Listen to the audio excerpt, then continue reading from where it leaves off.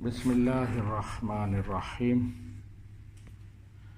احباب نبی رحمت صلی اللہ علیہ وآلہ وسلم کی بڑی مشہور حدیث ہے۔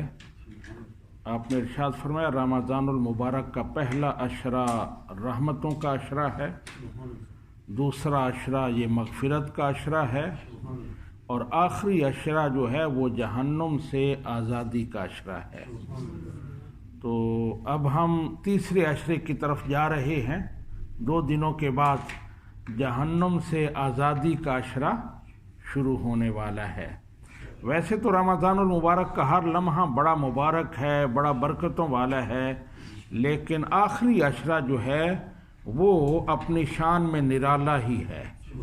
نبی رحمت صلی اللہ علیہ وآلہ وسلم بھی آخری عشرے کو خصوصی اہمیت دیتے تھے۔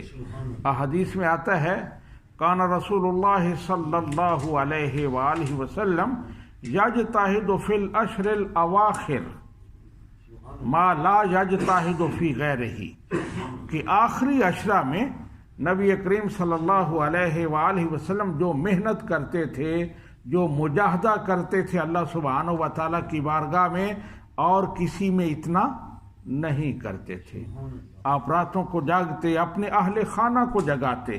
احادیث میں آتا ہے کہ ہر چھوٹے بڑے شخص کو جو نماز پڑھنے کا مکلف ہے یا جسے نماز کا حکم دیا گیا ہے اسے آپ جگاتے، جس سے ہمارے لیے بھی یہ سنت بن گئی کہ ہم بھی خود بھی جاگیں اور اپنے اہل خانہ کو بھی جاگنے کی ترغیب دیں۔ نبی رحمت صلی اللہ علیہ وآلہ وسلم کی بہت ساری احادیث ہیں، اور قرآن پاک بھی اس پر بیان کرتا ہے وَتَعَاوَنُوا عَلَى الْبِرِّ وَالتَّقْوَى وَلَا تَعَاوَنُوا عَلَى الْإِثْمِ وَالْعُدْوَانِ، کہ نیکی اور تقوی پر ایک دوسرے کے ساتھ معاونت کرو۔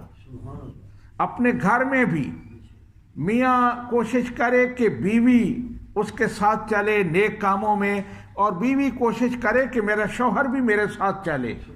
صرف یہ نہیں کہ ایک جا رہا ہے اور دوسرے کی خبر نہیں ہے۔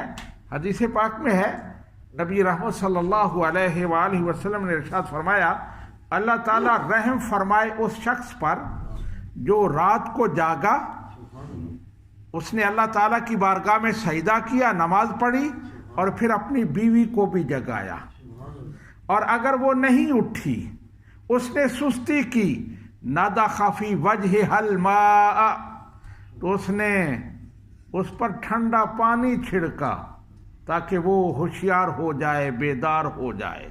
اور پھر آپ نے ارشاد فرمایا اللہ سبحانہ و تعالیٰ رحم فرمائے اس عورت پر جو رات کو اٹھی، نماز پڑھی، اپنے شوہر کو بھی اٹھایا، اگر وہ نہیں اٹھا تو پھر کیا ہوا، نادخت علی وجہہ الماء، تو اس عورت نے بھی اپنے شوہر کے منہ پر ٹھنڈے پانی کے چھینٹے مارے تاکہ یہ اٹھے، جاگے۔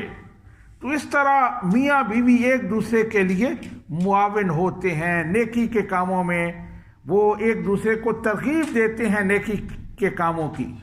نبی رحمت صلی اللہ علیہ وآلہ وسلم نے یہی سنت ہمارے لیے قائم کی کہ آپ خود بھی اٹھتے اور اپنے اہل خانہ کو بھی اٹھاتے۔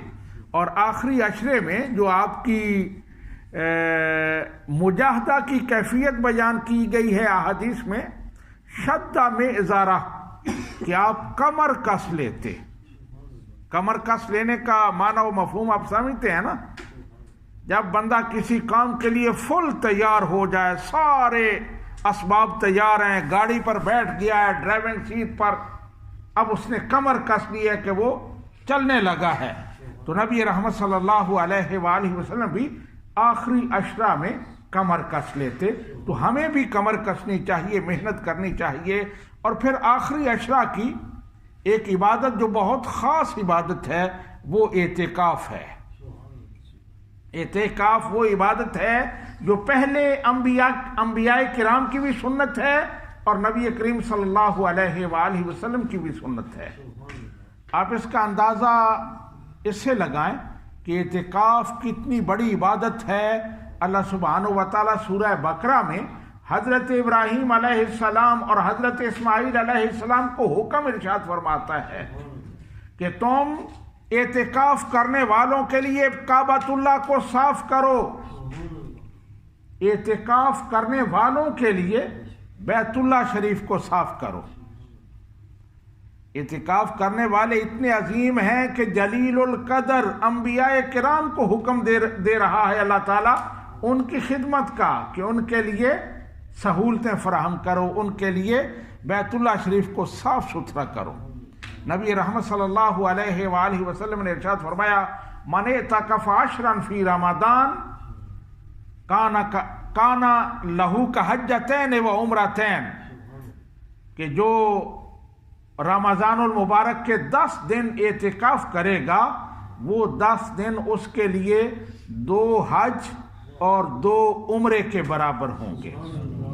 اور ایک اور حدیث پاک میں آپ نے ارشاد فرمایا کہ معتکف بڑا خوش نصیب ہے، ہوا یعکف الذنوب، وہ برائیوں سے تو بچ جاتا ہے، مسجد میں بیٹھا ہے تو وہاں کیا برائی کرے گا، خوف خدا ہے، اللہ تعالیٰ کے گھر میں بیٹھا ہے، نہ کسی کا حق مارنا، نہ کسی کے ساتھ لڑائی جھگڑا، برائیوں سے تو اس طرح بچ جاتا ہے، لیکن اس کے نیکیوں کا سلسلہ اسی طرح جاری رہتا ہے۔ وہ نیکیاں جو عام دنوں میں وہ کرتا تھا، اب مسجد میں اعتکاف کی وجہ سے وہ بیٹھا ہے، پابند ہے، وہ نہیں کر سکتا، بیمار کی عادت کے لیے نہیں جا سکتا، اللہ تعالیٰ اسے ان کا ثواب دیتا ہے۔ وہ کسی غریب کی مدد کے لیے نہیں نکل سکتا مسجد سے، لیکن وہ پہلے کرتا تھا تو وہ ثواب اب بھی جاری ہے، اسے ثواب مل رہا ہے۔ نبی رحمت صلی اللہ علیہ وآلہ وسلم نے ایک ایک نیکی گن کر بتایا کہ جو وہ پہلے کرتا تھا اب مسجد میں بیٹھنے کی وجہ سے نہیں کر سکتا، تو ان تمام کا ثواب اسے ملتا رہتا ہے، وہ اسی طرح جاری رہتی ہیں۔ آخر میں آخری عشرہ کی ایک اور جو خاص عبادت ہے اور اعتکاف جس لیے فرض ہوا، سنت ٹھہرا، اعتکاف جس وجہ سے مشروع ہوا، وہ ہے لیلۃ القدر کی تلاش۔ نبی رحمت صلی اللہ علیہ وآلہ وسلم نے پہلے عشرے میں اعتکاف فرمایا اور پھر فرمایا کہ اس عشرہ میں لیلۃ القدر نہیں ہے، پھر دوسرے عشرے میں اعتکاف فرمایا اور کہا کہ مجھے پیغام دیا گیا ہے کہ اس عشرہ میں بھی لیلۃ القدر نہیں ہے، لیلۃ القدر آخری عشرہ میں ہے۔ تو آپ نے ارشاد فرمایا تمام مسلمان آخری عشرہ میں لیلۃ القدر کو تلاش کریں۔ یہ آپ کا حکم ہے کہ لیلۃ القدر کو تلاش کریں۔ پھر آپ نے اس کی فضیلت بیان کی، من قام لیلۃ القدر ایمانا واحتسابا غفر له ما تقدم من ذنبہ، کہ جو لیلۃ القدر کو اللہ پر ایمان رکھتے ہوئے اس سے اجر و ثواب کی امید رکھتے ہوئے جاگتا ہے، اللہ سبحانہ و تعالیٰ اس کے پہلے گناہ معاف فرما دیتا ہے۔ آج سے کچھ عرصہ پہلے دیکھیں تو ہمارے ہاں یہ رواج تھا، تاک راتوں میں مسجدوں میں مجمع لگ جاتے تھے، لوگ ایک دوسرے کو دیکھ کر وہاں محافل ہوتی تھیں، شب بیداریاں ہوتی تھیں، لیکن آج وہ ذوق ماند پڑ گیا ہے، وہ آہستہ آہستہ ختم ہوتا جا رہا ہے۔ تو ہماری یہ ڈیوٹی ہے، ہمارا یہ فرض بنتا ہے کہ اس ذوق کو پھر زندہ کریں، تاک راتوں میں لیلۃ القدر میں راتوں کو جاگیں، شب بیداریاں کریں۔ نبی رحمت صلی اللہ علیہ وآلہ وسلم نے ارشاد فرمایا کہ جو بندہ میری اس سنت کو زندہ کرے جسے لوگ بھول چکے ہوں، جو ماند پڑ گئی ہو، اسے پھر سے زندہ کرے تو اسے 100 شہیدوں کا ثواب ملتا ہے۔ تو ہم بھی کوشش کریں اس طرح کی سنتیں جنہیں لوگ بھول چکے ہیں پھر سے زندہ کریں اور 100 شہیدوں کا ثواب حاصل کریں۔ اللہ سبحانہ و تعالی ہمیں عمل کی توفیق عطا فرمائے۔ وما علینا الا البلاغ۔